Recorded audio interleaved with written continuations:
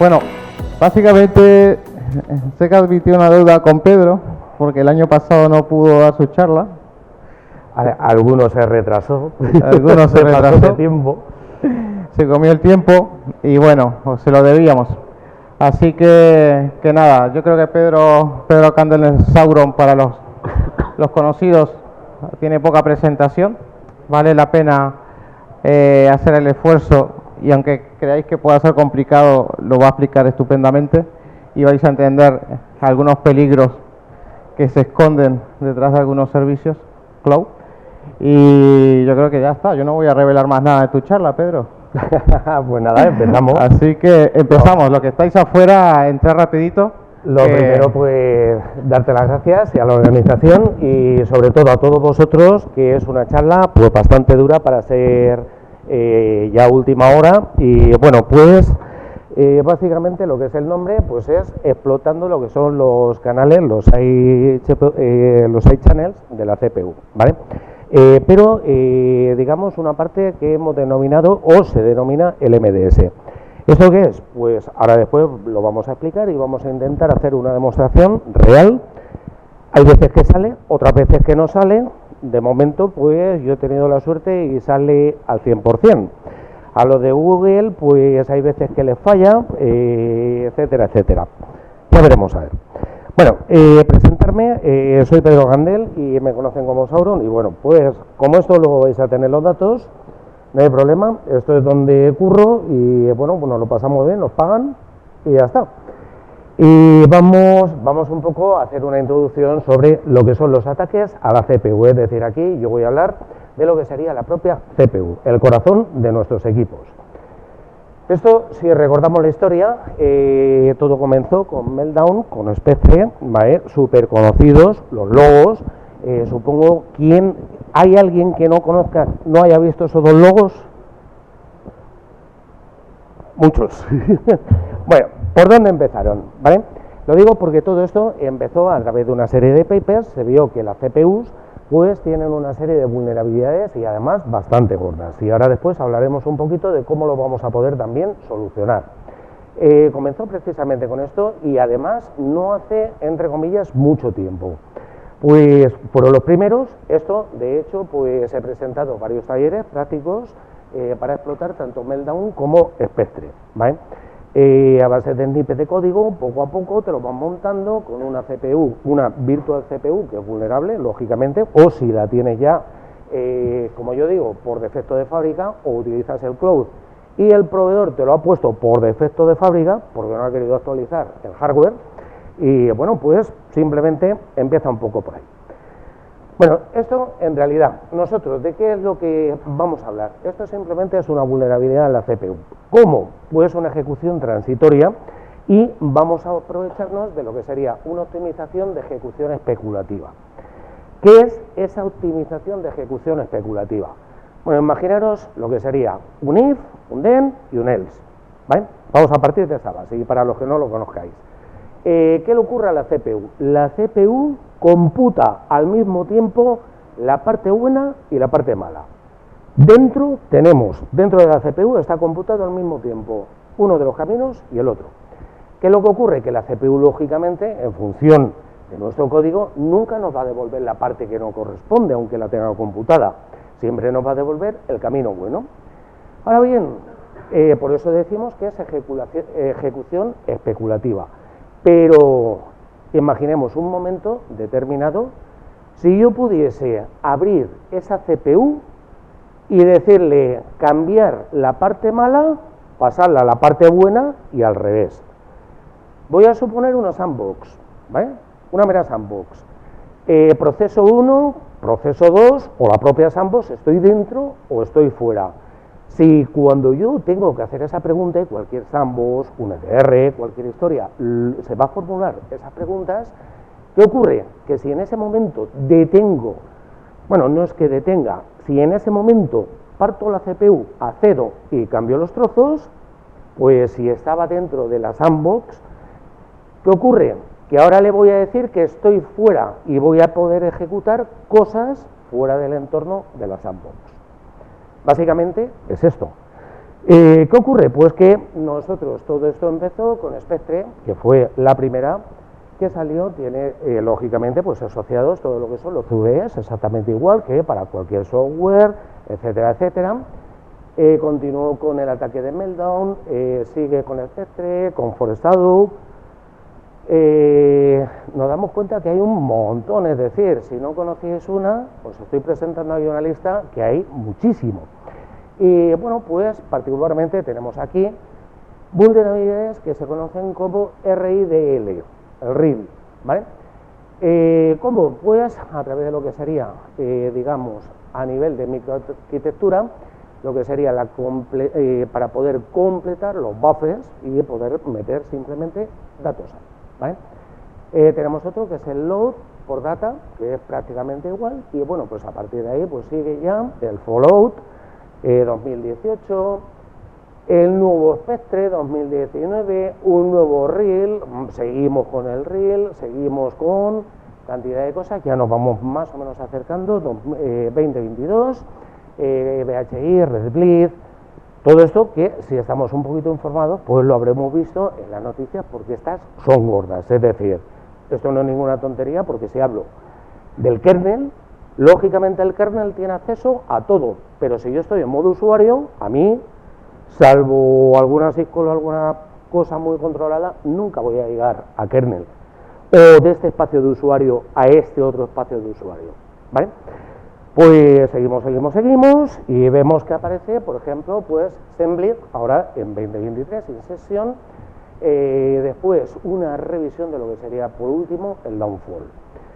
Esto es lo que llevamos hasta ahora, pero no es lo único, es decir, de aquí a menos de un mes aparece una nueva. De hecho, esa nueva vulnerabilidad está siendo ya activamente investigada, no explotada, porque digamos no hay tampoco pues mucha gente que le guste meterse a nivel de microarquitectura dentro. A ver, el microprocesador dentro lleva, digamos, su especie de sistema operativo. Entonces, como eso es un rollo, eso es un peñazo, te tienes que complicar con el ensamblador, con mil historias, pues como no le gusta a la gente, pues ya os digo, se explotan poco. Pero cuando se explotan, pues da gusto. Bueno, pues voy a hablar de lo que sería la parte del MDS. Eso es un paper, de hecho es el paper original que apareció, y fijaros la última actualización, que es del 2019. Un paper que sale y que nos dice pues que tanto el RIL como Fallout, pues estos ataques especulativos, de ejecución especulativa, nos permiten liquear datos privados. Claro, ¿datos privados de qué? De lo que tú quieras, de lo que te dé la gana. Pues aparece, ahí abajo tenéis la fuente, la referencia, NMDS Attacks. En esta página aparece la parte del RIL, el paper y el Fallout. ¿Quién se lee algún paper? Levanta la mano. ¿Alguien? Ni siquiera yo. ¿Por qué? Porque son un rollo. Si no los entendemos. Bueno, yo os estoy engañando un poquito. A mí sí que me gusta sentarme con el paper, ver, hay veces que no podemos, por ejemplo, reproducir lo que son sus resultados, pues porque hay veces que no llegamos a tener el hardware, a veces el software, a veces los conocimientos para poder entenderlo, pero que si nos pegamos un poco bien con esos papers, va a llegar poquito a poco, vamos a ir evolucionando y cada vez será más fácil. Bueno, no lo cuentan, pero claro, estamos pues en el 2023, casi prácticamente ya 2024, ¿no? Si estábamos hablando de que la última actualización de todo esto fue 2019, los papers revisados, ¿no? En 2023, ¿qué vamos a hacer?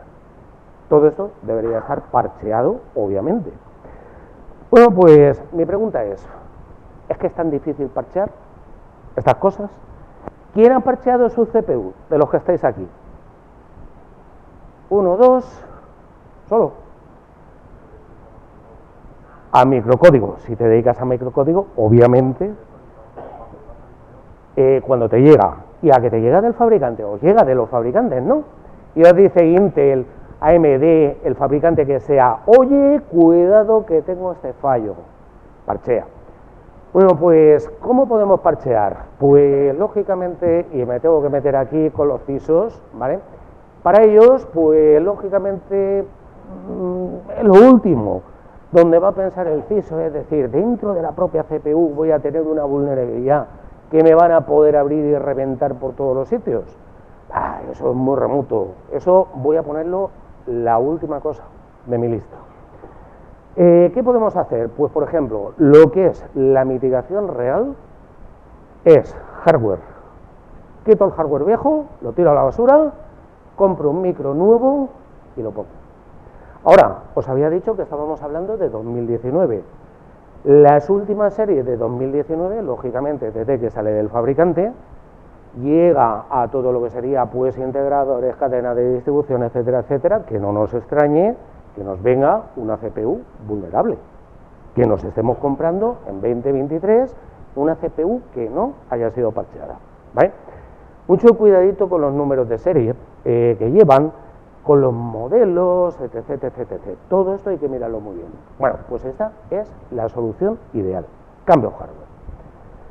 ¿Problema? Pues que lógicamente, a ver, mucha pasta. Hardware que a lo mejor tenemos de 2019 comprado, ¿os imagináis lo que supondría? Voy a hablar un poquito de cloud, lo que le supondría pues a lo mejor a un Google, a un proveedor que empieza por O y acaba por H, a un proveedor alemán que empieza por H y acaba por Z, a un proveedor americano muy gordo que empieza por A y acaba por S. ¿Os imagináis lo que le costaría el hardware? ¿Están dispuestos a cambiarlo, a tirarlo a la basura y ponernos nuevo hardware? Yo creo que no, estarían locos.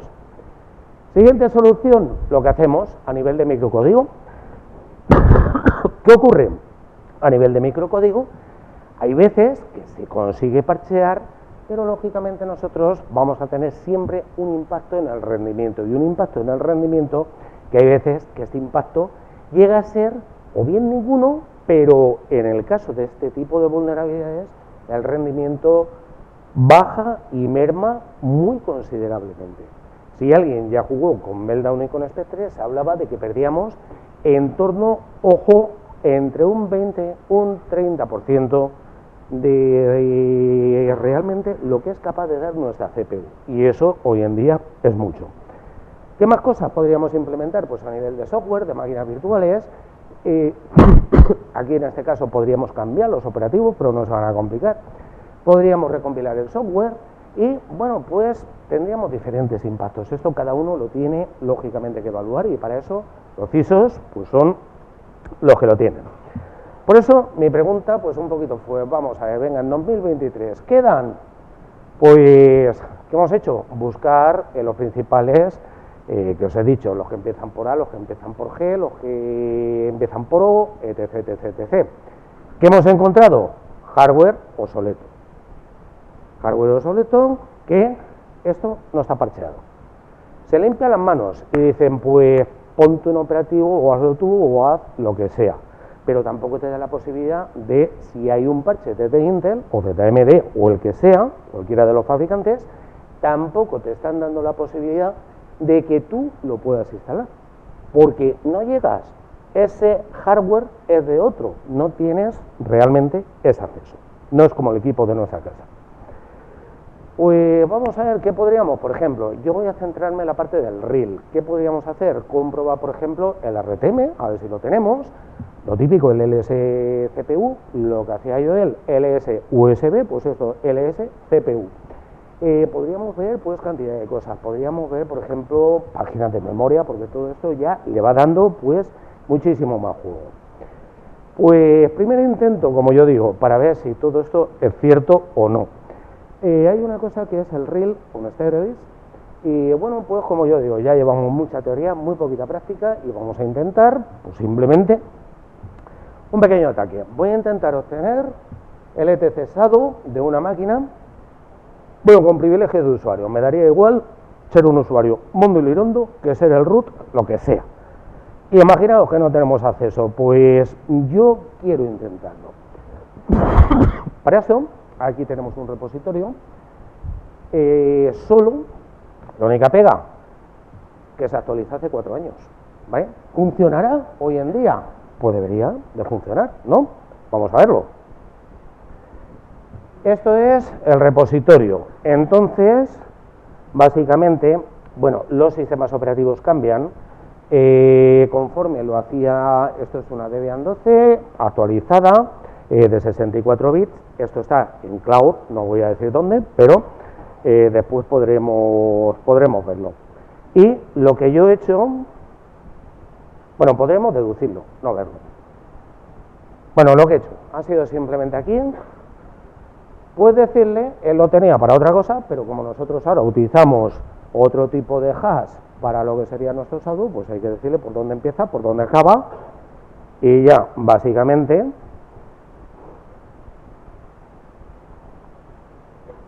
bueno, aquí no tenemos nada, simplemente lo único que he hecho es sacar los flags de la CPU, yo veo que es vulnerable, abajo, perdón, no se ve, bueno, aquí arriba lo tenemos. Yo lo único que he hecho ha sido usar el GCC para compilarlo y ahora lo único que tengo que hacer pues es tirar el leak y si todo fuera correcto, pues esto empezaría, tardará más, tardará menos tiempo, pero intentaría mostrarme lo que es, bueno, estoy como root, ¿vale? Pero imaginaros un usuario normal, intentaría mostrarnos ahí lo que es al menos el hash, para luego pues cogernos cualquier herramienta, reventarlo, etcétera, etcétera. ¿Vale? ¿Funciona? ¿Ves que saqué algo? Pues es que esto es viejo, es que estoy hablando de hace 4 años. Bueno, una cosa, si esto lo dejo mucho más tiempo, si lo dejásemos, por ejemplo, en torno a lo mejor a los 20, 25 minutos, yo sí que empezaría a ver aquí cómo van apareciendo cosas, pero no es lo que yo busco. Salen cosas, porque después hablaremos de las cachés, salen cosas, pero que a lo mejor son de otro tipo de operaciones que está realizando nuestra CPU, ¿vale? Pero no es realmente exacto lo que yo, lógicamente, pues quería mostrar. Con lo cual, pues esto, aquí, en el propio repositorio, cualquiera que lo quiera ver, hace 4 años, conforme funcionaba, lo sacaba perfecto. Hoy, lógicamente, pues esto no lo saca. Bueno, pues la vida real, vaya, vamos a la vida real. Final del 2023, hace 3 meses. Bueno, me encuentro pues un artículo, ¿vale? En este caso pues de Bug Hunters, del equipo de research de Google, donde aparece pues un poco alguien que quería demostrar esto, si seguía funcionando, no seguía funcionando, o dar una aproximación, principalmente una aproximación para que la gente siga investigando, siga interesándose por este tipo de vulnerabilidades. Total, que se dice, venga, pues vamos a ver, yo quiero un objetivo con una curva elíptica, voy a emplear el boring, SSL, podríamos emplear el Open, pero bueno, los del Open pues son un poquito nazis y enseguida se meterían, aunque el boring, en la curva elíptica, pues prácticamente os puedo decir que es un copy-paste del OpenSSL, ¿vale? Es que no tiene más, son las curvas normales. Y bueno, pues, como dice, debe proporcionar suficiente información para comprender el ataque. Sí, primero léete el paper, luego entiéndelo. Yo voy a intentar traduciros un poquito el paper y después deciros lo que hemos hecho. Bueno, lo primero, nosotros, pues voy a intentar negociar un secreto compartido, ¿vale? ¿Cómo? Pues simplemente con el intercambio de claves de Diffie-Hellman. Esto que nos han explicado 1000 veces en cripto, ¿vale? ¿Qué vamos a utilizar? Pues simplemente el mismo Diffie-Hellman, pero para curva elíptica. Con lo cual, nuestro objetivo pues va a ser intentar obtener la clave privada que voy a tener en el servidor. ¿Cómo funciona clave privada, clave pública? Pues yo, por ejemplo, aquí en el servidor, yo tengo mi clave privada, tengo tu clave pública, con mi clave privada y tu clave pública, te transmito algo, y tú con tu clave privada, que es completamente diferente de la otra, con su clave pública, pues lo descifras o cifras. Pero previamente ahí habremos tenido, pues, ese intercambio. Habrá que intercambiar, lógicamente, digamos, pues una serie, vamos a llamarle numeritos, ¿vale? Para poder ponernos de acuerdo y decir, de la curva voy a utilizar esta parte. Pues aquí es donde viene el problema, la jerarquía de las cachés en CPU. Cualquier CPU, nosotros siempre vamos a encontrar caché. ¿Por qué utilizamos la caché? Pues básicamente por una razón muy sencilla. Yo soy un código, ¿vale? O soy un binario. Yo tengo que acceder a un dato que está en la memoria, que no sé si luego lo voy a volver a usar o no, ¿vale? Pero tengo que ir a la memoria y me lo tengo que traer. Claro, ir a la memoria y traérmelo, pues ahí yo voy a tener un tiempo X. A ver, ¿qué ocurre si yo en medio pongo una caché? Pues voy a la memoria, la primera vez tarda, pero después se queda en la caché. ¿Y qué ocurre si después lo tengo que volver a utilizar? Pues que voy, miro si lo tengo en la caché y lógicamente se lo devuelvo si está en la caché. ¿Qué ocurre? Que midiendo los tiempos de acceso, bien a memoria o bien a la caché, y realizando una estadística de esos tiempos de acceso, nosotros podemos saber si algo permanece en la caché o no. Es básico. O sea, esto le damos una serie de vueltas, empezamos y obtenemos cuáles son los tiempos idóneos para todos y cada uno de los microprocesadores. Bueno, pues nosotros, aparte de todo esto que pongo, ¿vale? La memoria, lógicamente, yo voy a tener las líneas de caché, estos son los bloques, ¿vale? Son contiguos, son de 64 bytes, esto es un mapa HAL normal y corriente, ¿vale?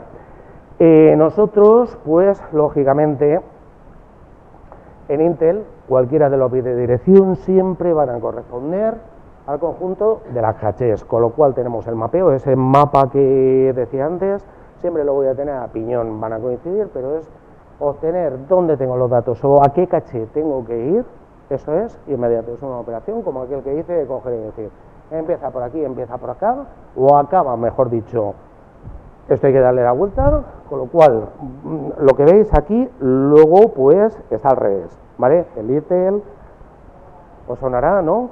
Los términos de extremidad, reversing, ensamblador, memoria, el acceso, etcétera, etcétera, si lo tengo en un sitio, lo tengo en otro. Bueno, total, sabemos, lógicamente, lo que tenemos.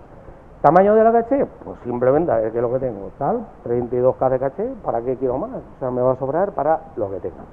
Y ahora es cuando empiezo un poco con lo que sería el MDS. ¿Qué es el MDS? El muestreo de datos de la CPU, básicamente, hablando en cristiano. Esto, pues, lógicamente, nosotros tenemos varios buffers, tenemos estructuras internas y con el MDS, nosotros, lógicamente, como tenemos ejecución especulativa, las cachés, una vez que acceda a lo que acceda, las cachés van a contener algo de lo que yo haya accedido. Y eso se queda así. ¿Cuánto dura una caché? Pues o bien tengo todo lleno y se vuelven a completar con datos nuevos, o bien alguien ha hecho algún código que después de utilizar su dato lo borre de la caché, haga un flush de la caché en el ensamblador, ¿no? Yo creo que nadie. Porque ¿para qué? ¿No? ¿Para qué voy a poner eso? ¿Para qué me voy a complicar? No, yo el dato lo uso, pero después, si ya no lo voy a volver a usar, yo no le lanzo el flush para que desaparezca de ahí y fuera, y se vaya. Pues todo esto, problema, ¿vale? Que funciona pues en todas las CPUs Intel, etc, etc, etc. Y ahora mismo, en el caso concreto del MDS, más grave, porque esto afecta a todas las estructuras que comparten hiperprocesos dentro del mismo núcleo. ¿Tenemos claro lo que es un núcleo y un thread? Un hilo, ¿vale? El núcleo y tus dos hilitos, ¿no? Pues todo aquello se va a compartir y vamos a compartir las cachés. Y sabemos dónde están y a partir de ahí, ¿qué podemos hacer? Pues emplear aquí en este caso dos cosas. Por una parte, llenarlo de datos y por otra parte, acceder directamente al LFD. Esto viene de los talleres que hemos ido haciendo y es básicamente meterle los datos que queremos, metemos un dato, ¿no? X. Tenemos limpia toda la caché y vamos midiendo los tiempos, vamos obteniendo básicamente lo que son los tiempos, más o menos un estudio estadístico y al final vamos contando desde 0 hasta 255 para ver qué carácter o qué código ASCII es el que tenemos y realmente qué sale, cuál. el que menos tiempo tiene estadísticamente, después de darle un montón de vueltas, es el dato que lógicamente teníamos en la caché. Y ahora lo podemos aplicar pues a lo que queramos, ¿vale? Pues todo esto lo voy a saltar un poco porque luego va a facilitar se cambien lo que son las transparencias, porque es que si no, no voy a acabar y os voy a llenar la cabeza de todo. Y básicamente, pues yo digo, nosotros lo que nos interesa son los valores de prueba. Los valores de prueba es simplemente decir qué quiero sacar, cuánto voy a tardar en sacarlo, y lo que menos tiempo tenga, pues lógicamente es lo que voy a hacer. Problemas. Este es del código original. Problemas de aquí, de todo esto. Esto es tiempo real, ¿vale? El RTTSC, esto es tiempo real. ¿Para qué? Para saber cuándo empiezo y cuándo acabo. Una simple resta, la sabe hacer todo el mundo, ¿no? ¿Quién no ha puesto el time en un Linux y después lo que sería el comando? Digo yo, para saber lo que tarda, ¿no? Desde un ls hasta lo que no te la gana. Pues esto es igual. Entonces, nosotros lo que hacemos, como sabemos realmente qué es lo que queremos, pues le damos una vueltecita, lo probamos, y si el tiempo de ese delta es menor de 150, incrementamos el contador estadístico. Fácil, ¿no? Fácil, sencillo y para toda la familia, ¿verdad? Problemas, ¿vale? Eso, los valores umbrales. Esto depende para cada microprocesador, depende de las cargas, depende de un montón de cosas.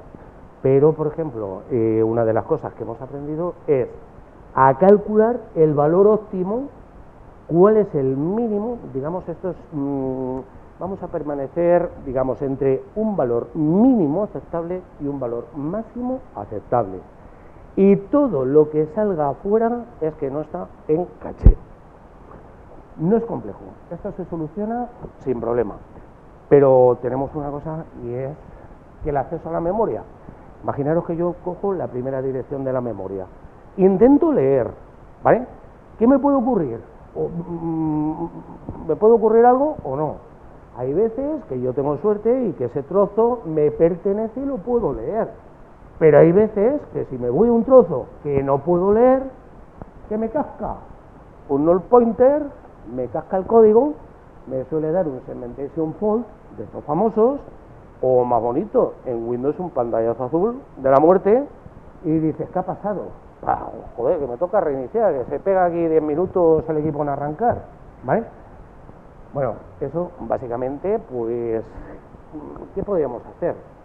Bueno, pues nosotros os voy a explicar un poquito, porque tenemos a nivel de ensamblador una cosa que son las extensiones de sincronización transaccional. ¿Os suena lo que es una transacción en SQL? En lenguaje de consulta de datos, se le decía, inicia la transacción, haz esto, y una vez que está todo bien hecho, finaliza la transacción. Pero si algo fallaba aquí en medio, es como si no se hubiese comenzado. Pues lo mismo, las nuevas CPUs, exactamente lo mismo, lo que tenemos es el entorno TSX, y esto tenemos simplemente una directiva que es el xbegin y el xen, que me dicen desde dónde hasta dónde puedo definir. Con lo cual, si yo aquí intento acceder a una dirección que no sé si es mía o no, ¿qué podría hacer? En vez de ser tan bruto, podría poner xbegin, xen, ¿y qué ocurre? Que en vez de darme un null pointer, en vez de darme un segmentation fault, no ocurriría absolutamente nada. Y además, eso sí, yo la CPU recibiría una señal. Seguramente que hayáis visto lo que es un SIG algo, ¿vale? Cuando nos cascan estas cosas. Esa señal, yo me puedo escribir mi controlador de excepciones y puedo tomar ese código que me ha devuelto y puedo decir, pues mira, estaba fuera o estaba dentro, ¿vale? Con lo cual, no es complejo. Parece más complejo y contarlo es más complejo que luego realmente hacerlo. Más problemas. TSX se limita a 4 operaciones aritméticas básicas, de momento. Luego el día de mañana A lo mejor somos capaces de ejecutar en ensamblador, yo qué sé, la inicialización del monigote, del Doom o cualquier historia. Hoy por hoy está muy, muy limitado, ¿vale? Y siempre Rafa. Bueno, básicamente, a ver, nosotros ahora, una vez que podríamos acceder a toda esa memoria de forma controlada, se trata de encontrar la aguja en el pajar.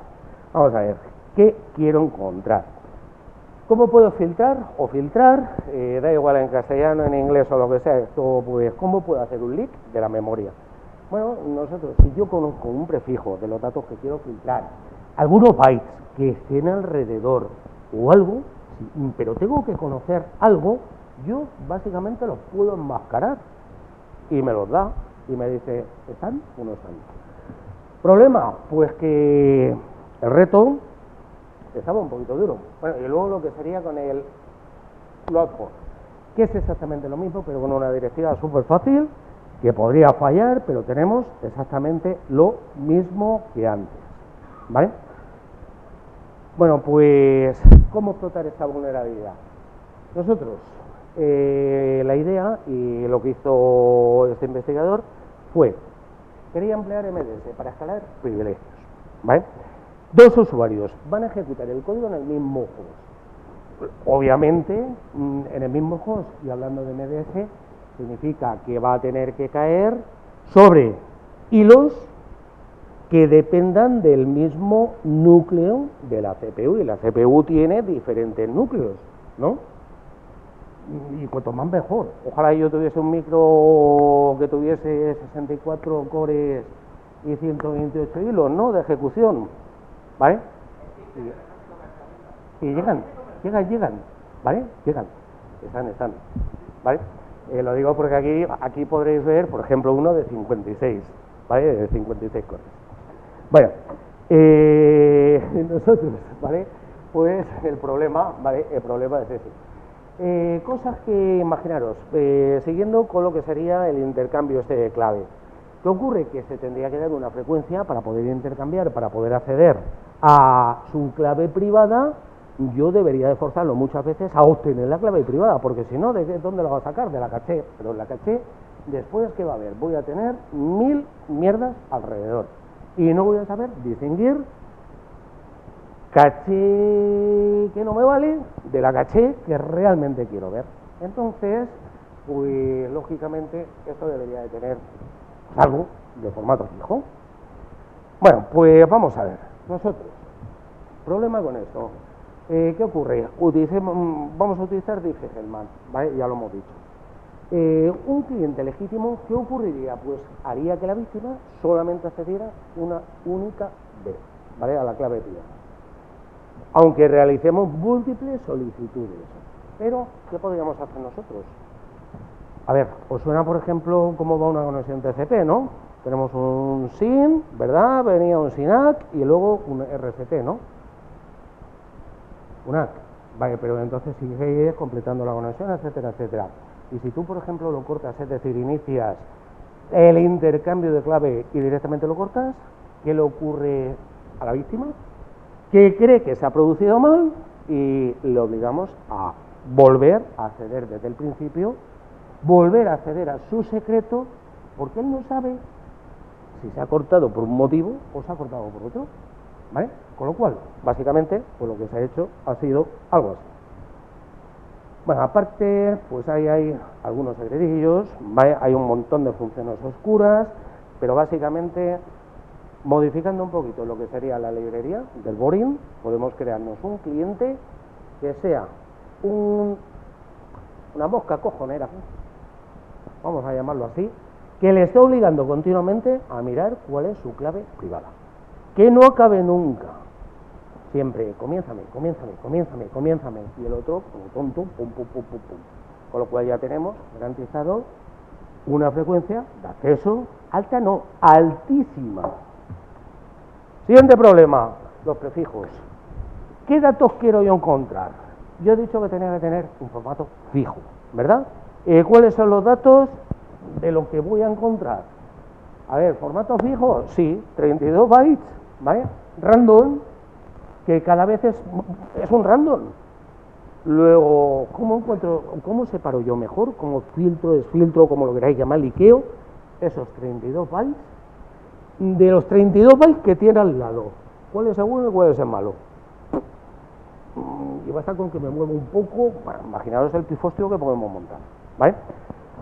¿Qué podemos hacer? Esto está en el código. Eso lo comparte Borin y lo comparte Open y lo comparten todas las implementaciones de SSL. Y empiezan por ahí. No mucho, pero mejor que nada. Y ahora, ¿vale? Pues, ¿qué es lo que se ha hecho? Resulta que hay dos variables que cambian cada interacción, ¿vale? No nos sirven. Sin embargo, este señor, Adam Krasuski, este señor que tiene que vivir súper aburrido para hacer este tipo de cosas, pues, bueno, es uno de los ingenieros de seguridad de Google, pues se dio cuenta de que, reseando y haciendo 1000 pruebas, volcando, etcétera, etcétera, de que alcanzaban ese valor máximo. Y eso ya no llega a F. Ya digamos que lo tenemos un poquito más acotado, desde 0,00000, ¿vale? ¿Qué ocurre? Que además tenemos otra serie de coincidencias. Y además, pues es común, ¿vale? Con todo esto, pero muy común para punteros de pila, de código, del heap. Pero, ¿vale? Pero se dio cuenta también de otra cosa, y es que hay extremidad, ¿vale? Que aquí esto sería cierto solamente en la mitad de las veces, y que además, en el caso de Linux, pues los punteros del espacio de usuario no tienen nunca ese bit configurado. ¿Por qué no tienen aquel bit configurado? Pues porque se cogió el finlandés y dijo, pues mira, para distinguirlo de todo, pues lo voy a poner así. Luego, con esta serie de cosas, ¿qué ocurre? Pues que se ha podido montar un POC a fecha de hoy que funciona en todo. Bueno, lo primero es que sale el POC, básicamente esto es de ViewSec, otra compañía de seguridad, lo sacaron y bueno, pues ellos hacen una especie, digamos, de POC. Esto se ha mejorado muchísimo y esto sí que me lo voy a saltar porque ¿para qué sabemos y para qué queremos esto? Yo creo que lo queréis ver, ¿no? Más que explicaros la teoría. Bueno, a ver, tengo que explicar alguna cosa, ¿vale? Bueno, esto después lo vais a ver en la realidad, ¿vale? Total, nosotros, esto sí os lo tengo que explicar. La teoría no la voy a explicar porque os voy a enseñar el código y las modificaciones y lo que hizo este tío de Google, lo que yo hice, porque ahora los que entréis a buscar el post de Google, lo primero que dice es que, señores, aquí lo tienen por investigación, pero no sigan los pasos que pone el público, el suyo, porque Google está afectado y no se puede reproducir. O sea, está el código recortado, ¿vale? Lógico. Si está afectado y le sacas, imaginaros, a ver, es que imaginaros un servidor de PKI, donde yo continuamente, me da igual, o sea, el tipo de algoritmo, lo que sea, lo obligase, yo no soltaría el código. Vamos, no se me ocurre, una vez que no queda parcheado, sí. Y entonces risas para los que empiezan por ahí, acaban por ese, o para lo que sea, para la competencia, obviamente, pero no me voy a tirar las piedras a mi tejado, ¿vale? Entonces, básicamente, lo que es la planificación, lo primero, tengo que tener una CPU de Intel que sea vulnerable. ¿Era difícil encontrarla? No. Tenía que tener el TSX habilitado. Este entorno transaccional, lamentablemente, y como tenemos auténticos cafés de integradores, que dicen que te han puesto una cosa y luego resulta que te han puesto otra, pues no todas lo tienen, pero bueno, en la nube, pues como yo digo, en la nube cabe todo, ¿vale? Después, lógicamente, se tiene que ejecutar en la misma página, ¿vale? Y los procesos hay que ejecutarlos en el mismo núcleo. Pero, ¿quién ha jugado alguna vez con Taxer? Este comando de Linux estándar que llevamos nosotros desde los años 80. ¿Qué hace este comando? Pues básicamente yo le digo en el núcleo que quiero que se ejecute, punto pelota, que tengo 56 como es el caso, me da igual, lo voy a asignar al núcleo 1, la víctima. ¿Y dónde voy a ejecutar el ataque? Lo voy a ejecutar en el núcleo 1 y tengo la garantía de que se puede ejecutar y va a ser correcto. ¿Y el resto de núcleos qué hago? Basura, no hagas nada, ¿vale? Eso sí, luego si quieres estar ejecutando más cosas con la máquina, pues lógicamente no le pidas, yo qué sé, echarte por ahí un Mario Bros o lo que sea, porque no vas a poder, ¿vale? Bueno, pues esto me lo salto, las primitivas y cómo sale. Os cuento una cosa, que la primera de las técnicas que vamos a ver ahora mismo, de forma práctica, va a ser muy lenta, por un problema, porque solamente hay una iteración a la vez. Sin embargo, yo lo puedo paralelizar, ¿vale? Aquí ya sí que me olvido de los núcleos, me olvido de todo. Puedo crearme una serie de workers, me pueden devolver todo el trabajo, pero tengo un problema y es que el planificador que hay, el planner del propio Linux, en este caso que es con lo que se ha hecho la POC, pues no nos sirve. ¿Por qué? Pues porque intentarían ejecutarse, etcétera, etcétera, pero tardaría bastante menos. Luego hay por detrás algún tipo, digamos, de magia para poder hacerlo. ¿Cuál es la magia? Decirle, ¿sabéis lo que es el planner, no? El planificador de procesos. Decirle, ¿sabéis que se puede deshabilitar, no? Y podemos cambiar cómo se ejecutan los procesos, a qué se le da mayor prioridad, menos. Pues yo básicamente le digo, mira tío, planner 0. ¿Ya está? ¿Era complicado encontrarlo? No, solamente había que saberlo. Bueno, y como yo digo, pues que no prueba lo que no afirma, ¿vale? Pues lo típico. Y esto es lo que señalo, ¿vale? Esto está puesto del otro día con este hombre, pues lógicamente hay un contacto, ¿vale? A partir de lo que ponía, por una razón muy sencilla, y es porque yo la primera vez me leo el paper, voy tan contento, lo compilo y me dice que nada, que no funciona. Empiezo a echarle, bueno, esto sí que no me lo ha contado, pero empiezo a echarle un vistazo al código y digo, coño, esto a mí no me cuadra, y punteros mal, bueno, un pifostio, cógelo vosotros si queréis, y un pifostio lo que tiene este hombre montado de 3 pares de narices. Claro, luego ya cuando te lo cuenta y dice, no, esta es la idea, luego ya cada uno pues que lo ajuste real, que se lo lean y lo ajusten, y si alguien lo saca, pues mira, vamos a callarnos la boca, vamos a cruzar los dedos y vamos a ver, ¿no? Bueno, pues como yo digo, o trabajamos un poquito a fondo o esto no existe nunca. Entonces, pues después de un pequeño trabajillo, os... Oiga.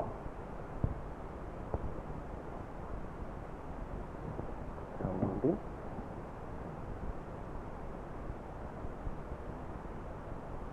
Vale. Aquí un momento que entre. Lógicamente no quiero que se vea dónde lo tengo, porque es el equipo de otro. No robado, es pagado, ¿eh? Que veces que... Bueno, mirad, LL para mí es un alias que me viene pues muy bien. Y mirad, aquí tenéis un poco, pues básicamente todo lo que es del código, un montón de cosas, etcétera, etcétera. Entonces, básicamente yo lo primero que voy a hacer es la parte, digamos, lenta, ¿vale? La parte lenta donde voy a emplear el MLPDS. Os voy a explicar un poquito lo que son los cambios, para que veáis los 4 cambios en la falsa forma del intercambio.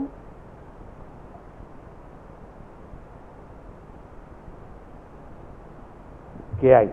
Quien entienda un div, es trivial, hombre. Ahora, os voy a decir otra cosa. Este div, ya me han dicho por ahí, ¿me lo puedes pasar? ¿Y sabéis lo que os voy a decir? Que no, obviamente. Pero se llega a él, ¿eh? O sea, se llega, y además os voy a decir que de forma fácil. Bueno, pues un poco para que veáis más o menos las 4 cositas que se han cambiado del original al mío. ¿Por qué? Pues porque leche, que no me compilaba el suyo. Entonces yo lo quería ver, y si no me compila, pues me busco la vida para que, bueno, para que me compile bien y siguiendo todo lo que realmente narraba.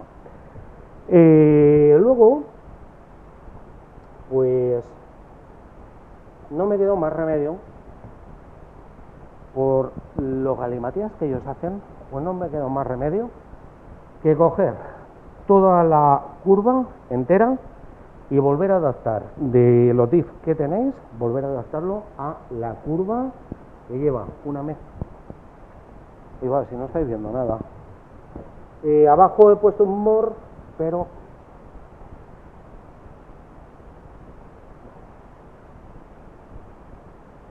bueno, se me va a quedar arriba. Mirad, esto es de Google, ¿vale? Pero está prácticamente copiado. Total, es, para que nos hagamos una idea, pues prácticamente casi la copia de el OpenSSL. Lleva un montón, ¿eh? Vamos por el 17%, es que no se ve abajo, se corta la pantalla, un 34, 4 cosas de las curvas, que tampoco tienen mucho más. Es copiar y pegar, a ver si os pensáis que yo entiendo lo de la curva. ¿Vale? No.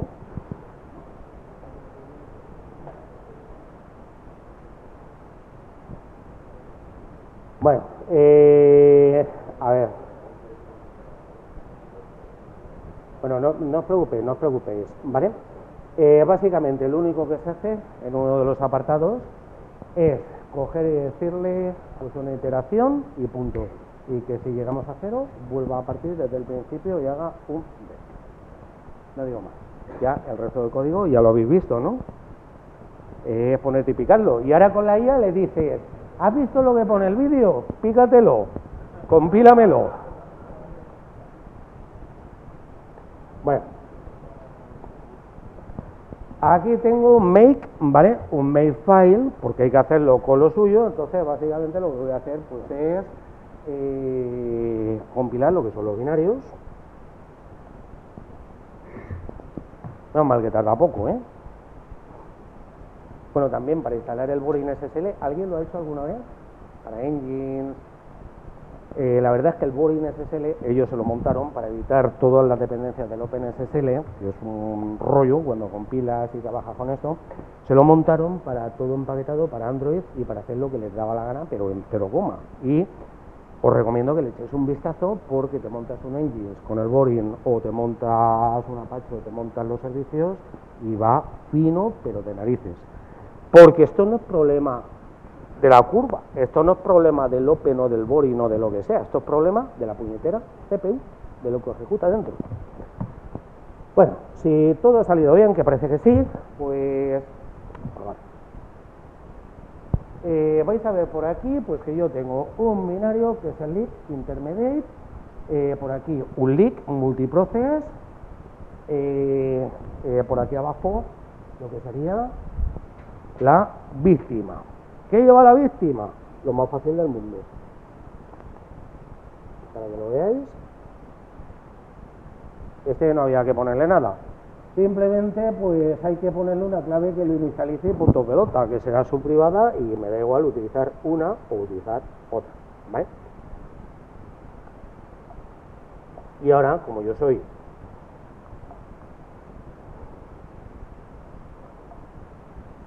pues un poquito vago, como nunca me acuerdo del core en el que lo quiero utilizar, ¿vale? Bueno, eso es lo que quería que vieseis, para no volver a las transparencias, es que lo voy a ejecutar en el core número 0, ¿vale? Pues vamos a ello.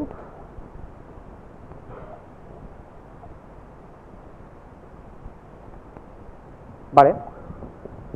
Ha cogido y le genera al cliente pues una clave privada y una clave pública, ¿vale? A partir de su clave privada, obviamente. Esto es cripto y si hay aquí alguien de cripto, pues ya sabe perfectamente cómo va.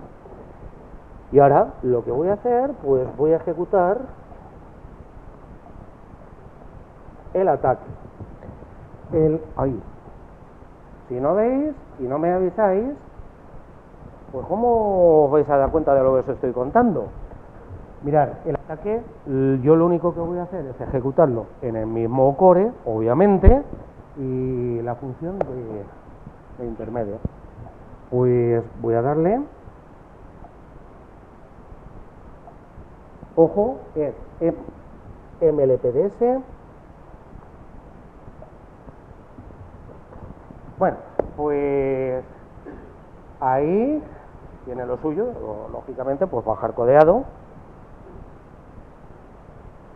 Como siempre, te va a generar lo mismo, ¿vale? A no ser que se lo revocásemos, etcétera, etcétera. Eso, de arriba, lo tengo hardcodeado.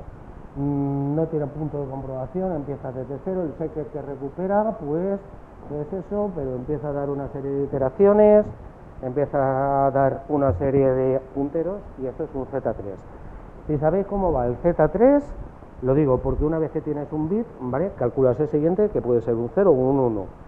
Ahora voy a calcular, partiendo de esto, el siguiente, que es un 0 o un 1. Es uno de los árboles que he puesto ahí, que me lo he saltado antes. Ahora voy a comprobar si esto era 1, 0, 1.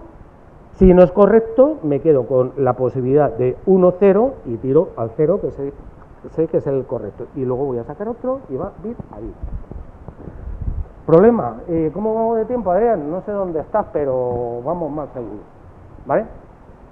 Bueno, ¿cuánto puede tardar esto?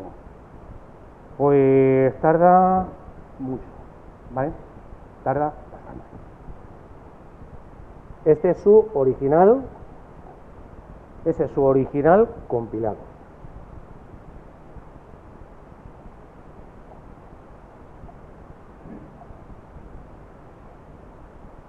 Vale, yo me he puesto ahí pues otro script para no tener que meter toda la historia. Y este es lo que me da, si lo quiero hacer.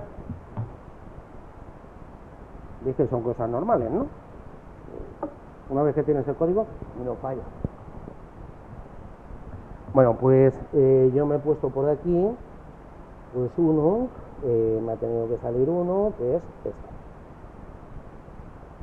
Y ahora, lo que voy a hacer va a ser ejecutarlo, pero sin asociarlo a ningún core ni ninguna cosa. Lo digo porque es que me sobra, con el otro, pues me sobra. Es un poquito más rápido, ¿vale? Un poquito más rápido. A ver si tenemos suerte, hasta que se quiera completar todo aquello y saque de verdad el secret. Pues os estoy diciendo que es un poco más rápido. Yo he llegado a tenerlo 3 días funcionando, ¿vale? Ojo, acaba sacándolo. Sacarlo, lo saca. Pero yo no me puedo permitir de ello, ¿vale? Si esto hubiera sido a lo mejor algún tipo de intrusión, alguna cosa, no podemos estar ese tiempo ahí. Nos van a detectar. Bueno, ahora empezaría a sacar, y pues qué bien. Y luego pues recibimos los resultados, ¿no? Vale. Ahí va.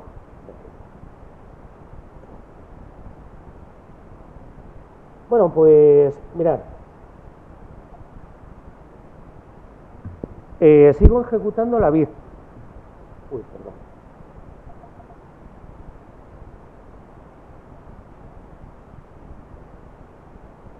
Sigo ejecutando la víctima, porque la víctima obviamente es lo que yo voy a atacar, ¿vale? ¿Os acordáis la diferencia del MLPDS a lo que habíamos dicho del MFDS?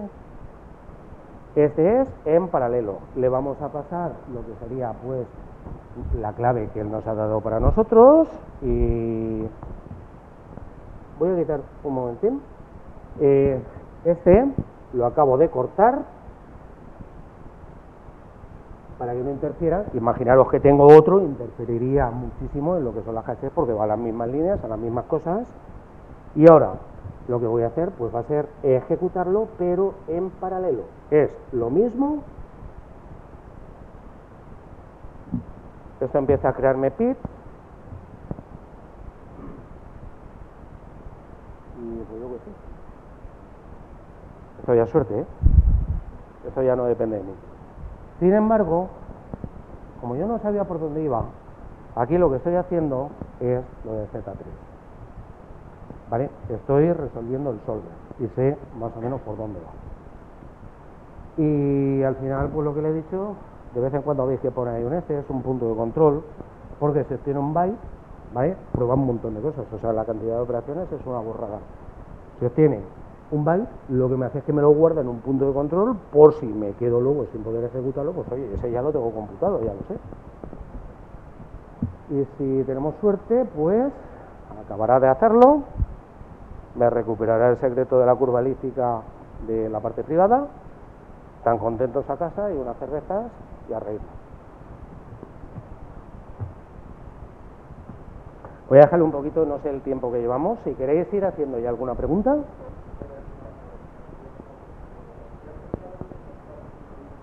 Sí.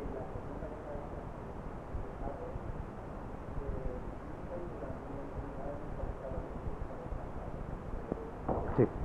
Bueno, ojo, aquí yo hablo de Intel, pero también le ocurre a AMD, también están afectados todos. Sí. A nivel de microcódigo, obviamente, ahí va a esperar, ¿qué ha ocurrido? Aquí, esperar un momento.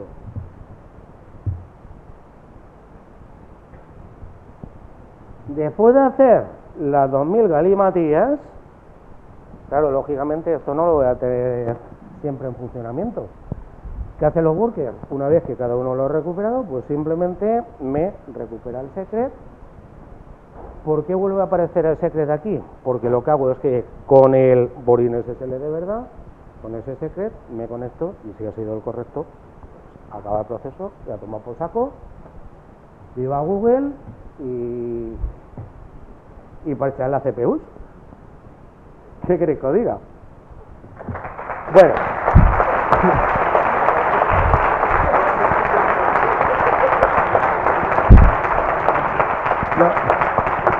No hemos acabado, ¿vale?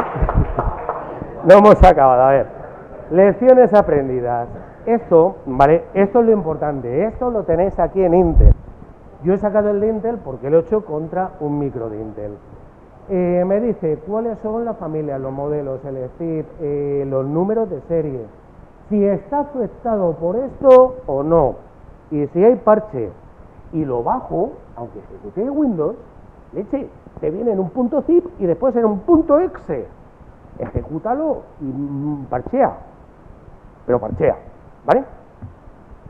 ¿Problema? Pues, ¿qué es lo que han hecho? Que solamente han agregado una instrucción en ese parche para vaciar los buffers internos. El flux que os comentaba antes. Tú no lo haces, pues yo te lo vacío. Pero, ¿qué ocurre?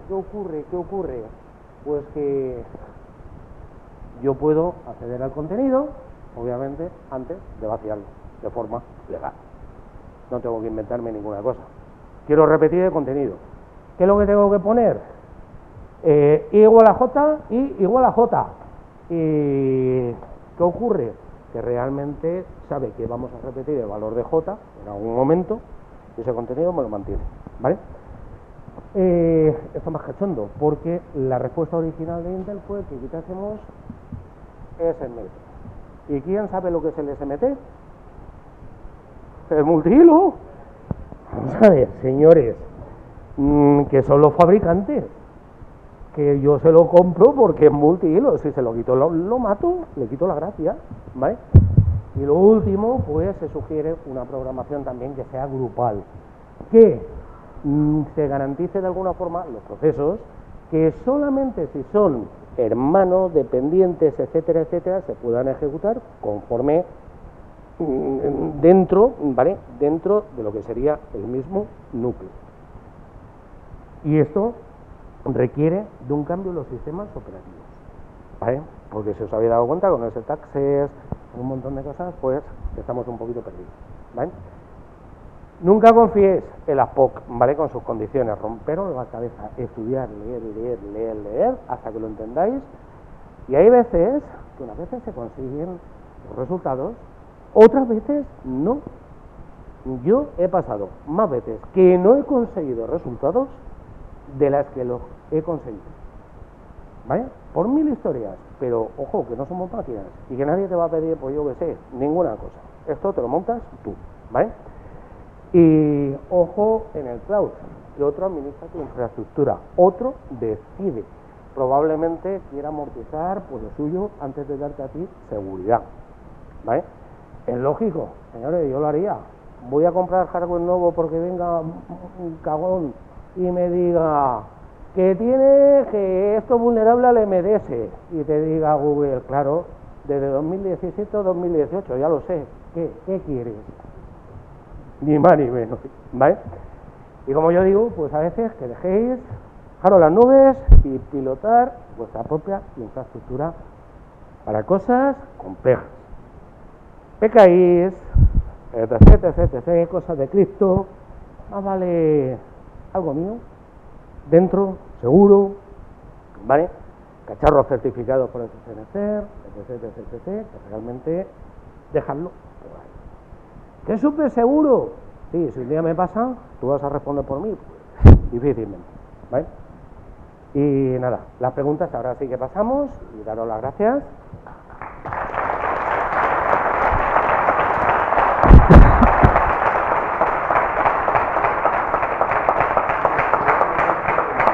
Preguntas. Esperar un momentín, porque nos quedamos por allí, ¿vale? Sí.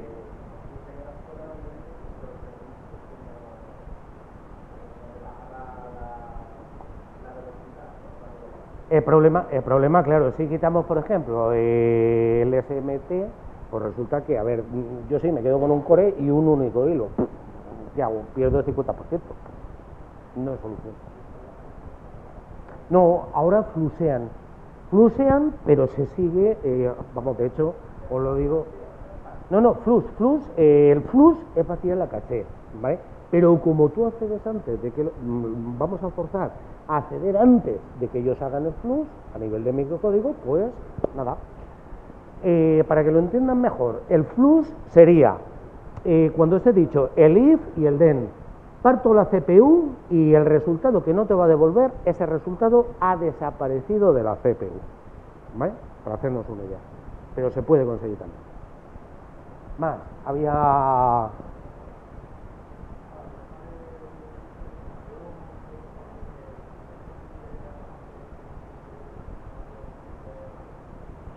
Claro.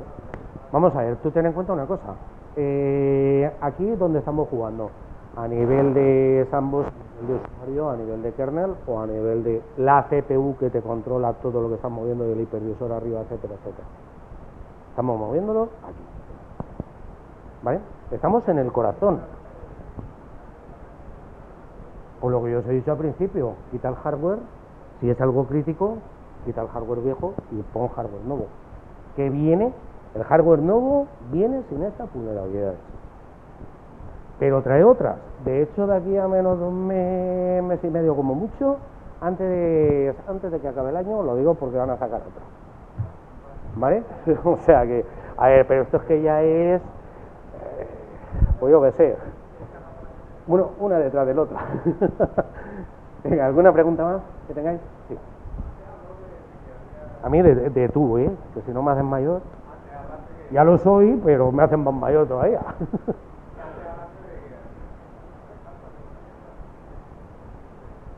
¿Con las soluciones? Sí.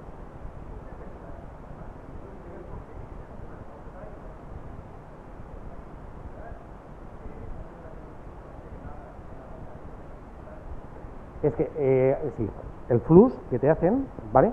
Resulta que te lo está haciendo cuando se monta uno de los nuevos kernels, por ejemplo, el Linux, pues que lo que se hace, que por si acaso no lo has parcheado tú, se intenta que el kernel haga ese flux dentro de lo que es la línea de caché. En el caso de Windows, pues eso salió rana, pero completamente, pero es que en el caso de Linux, que es que muchas veces le echamos las culpas a Linux, y le echamos las culpas a Windows, y en el caso de Linux es que dice, bueno, es que si tú estás en un 40, yo es que estoy en el 35. Ojo, se están mirando de igual a igual.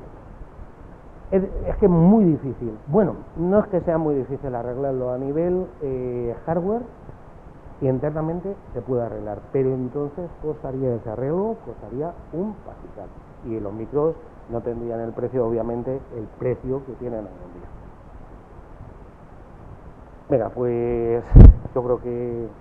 Y si no, después, como vamos a estar por ahí, pues... Pero cerveza y cerveza. Sí, ahí entonces se cuenta lo mejor. Bueno, un fuerte aplauso para Pedro. Muchas gracias.